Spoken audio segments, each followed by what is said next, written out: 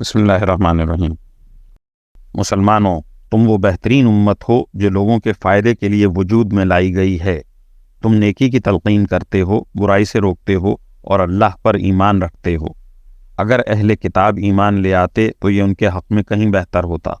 ان میں سے کچھ تو مومن ہیں مگر ان کی اکثریت نافرمان ہے۔ وہ تھوڑا بہت ستانے کے سوا تمہیں کوئی بڑا نقصان ہرگز نہیں پہنچا سکیں گے، اور اگر وہ تم سے لڑیں گے بھی تو تمہیں پیش دکھا جائیں گے، پھر انہیں کوئی مدد بھی نہیں پہنچے گی۔ وہ جہاں کہیں پائے جائیں ان پر ذلت کا ٹھپا لگا دیا گیا ہے، الا یہ کہ اللہ کی طرف سے کوئی سبب پیدا ہو جائے یا انسانوں کی طرف سے کوئی ذریعہ نکل آئے جو ان کو سہارا دے دے۔ انجام کار وہ اللہ کا غضب لے کر لوٹے ہیں اور ان پر محتاجی مسلط کر دی گئی ہے۔ اس کی وجہ یہ ہے کہ وہ اللہ کی آیتوں کا انکار کرتے تھے اور پیغمبروں کو ناحق قتل کرتے تھے۔ نیز اس کی وجہ یہ ہے کہ وہ نافرمانی کرتے تھے اور ساری حدیں پھلانگ جایا کرتے تھے۔ لیکن سارے اہل کتاب ایک جیسے نہیں ہیں۔ اہل کتاب ہی میں وہ لوگ بھی ہیں جو راہ راست پر قائم ہیں، جو رات کے اوقات میں اللہ کی آیتوں کی تلاوت کرتے ہیں اور جو اللہ کے آگے سجدہ ریز ہوتے ہیں۔ یہ لوگ اللہ پر اور آخرت کے دن پر ایمان رکھتے ہیں، اچھائی کی تلقین کرتے ہیں اور برائی سے روکتے ہیں، اور نیک کاموں کی طرف لپکتے ہیں۔ یہ وہ لوگ ہیں جن کا شمار صالحین میں ہے۔ وہ جو بھلائی بھی کریں گے اس کی ہرگز ناقدری نہیں کی جائے گی، اور اللہ پرہیزگاروں کو خوب جانتا ہے۔ اس کے برعکس جن لوگوں نے کفر اپنا لیا ہے، اللہ کے مقابلے میں نہ ان کے مال ان کے کچھ کام آئیں گے نہ اولاد۔ وہ دوزخی لوگ ہیں، اسی میں وہ ہمیشہ رہیں گے۔ جو کچھ یہ لوگ دنیاوی زندگی میں خرچ کرتے ہیں اس کی مثال ایسی ہے جیسے ایک سخت سردی والی تیز ہوا ہو جو ان لوگوں کی کھیتی کو جا لگے جنہوں نے اپنے جانوں پر ظلم کر رکھا ہو، اور وہ اس کھیتی کو برباد کر دے۔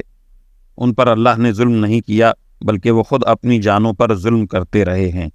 اے ایمان والو، اپنے سے باہر کے کسی شخص کو رازدار نہ بناؤ۔ یہ لوگ تمہاری بدخواہی میں کوئی کسر اٹھا نہیں رکھتے۔ ان کی دلی خواہش یہ ہے کہ تم تکلیف اٹھاؤ۔ بغض ان کے منہ سے ظاہر ہو چکا ہے، اور جو کچھ عداوت ان کے سینے چھپائے ہوئے ہیں وہ کہیں زیادہ ہے۔ ہم نے پتے کی باتیں تمہیں کھول کھول کر بتا دی ہیں، بشرطے کہ تم سمجھ سے کام لو۔ دیکھو، تم تو ایسے ہو کہ ان سے محبت رکھتے ہو مگر وہ تم سے محبت نہیں رکھتے، اور تم تو آسمانی کتابوں پر ایمان رکھتے ہو، اور ان کا حال یہ ہے کہ وہ جب تم سے ملتے ہیں تو کہتے ہیں کہ ہم قرآن پر ایمان لے آئے، اور جب تنہائی میں جاتے ہیں تو تمہارے خلاف غصے کے مارے اپنی انگلیاں چباتے ہیں۔ ان سے کہہ دو کہ اپنے غصے میں خود مر رہو، اللہ سینوں میں چھپی ہوئی باتیں خوب جانتا ہے۔ اگر تمہیں کوئی بھلائی مل جائے تو ان کو برا لگتا ہے، اور اگر تمہیں کوئی غضب پہنچے تو یہ اس سے خوش ہوتے ہیں۔ اگر تم صبر اور تقوی سے کام لو تو ان کی چالیں تمہیں کوئی نقصان نہیں پہنچائیں گی۔ جو کچھ یہ کر رہے ہیں وہ سب اللہ کے علم اور قدرت کے احاطے میں ہے۔ اے پیغمبر، جنگ احد کا وہ وقت یاد کرو جب تم صبح کے وقت اپنے گھر سے نکل کر مسلمانوں کو جنگ کے ٹھکانوں پر جما رہے تھے، اور اللہ سب کچھ سننے جاننے والا ہے۔ جب تمہیں میں کے دو گروہوں نے یہ سوچا تھا کہ وہ ہمت ہار بیٹھیں، حالانکہ اللہ ان کا حامی و ناصر تھا، اور مومنوں کو اللہ ہی پر بھروسہ رکھنا چاہیے۔ اللہ نے تو جنگ بدر کے موقع پر ایسی حالت میں تمہاری مدد کی تھی جب تم بالکل بے سر و سامان تھے، لہٰذا صرف اللہ کا خوف دل میں رکھو تاکہ تم شکر گزار بن سکو۔ جب بدر کی جنگ میں تم مومنوں سے کہہ رہے تھے کہ کیا تمہارے لیے یہ بات کافی نہیں ہے کہ تمہارا پروردگار 3000 فرشتے اتار کر تمہاری مدد کو بھیج دے؟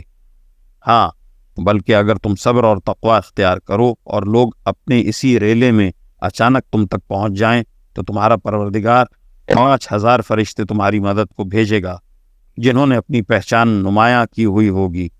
اللہ نے یہ انتظام صرف اس لیے کیا تھا تاکہ تمہیں خوشخبری ملے اور اس سے تمہارے دلوں کو اطمینان نصیب ہو، ورنہ فتح تو کسی اور کی طرف سے نہیں، صرف اللہ کے پاس سے آتی ہے، جو مکمل اقتدار کا بھی مالک ہے، تمام تر حکمت کا بھی مالک۔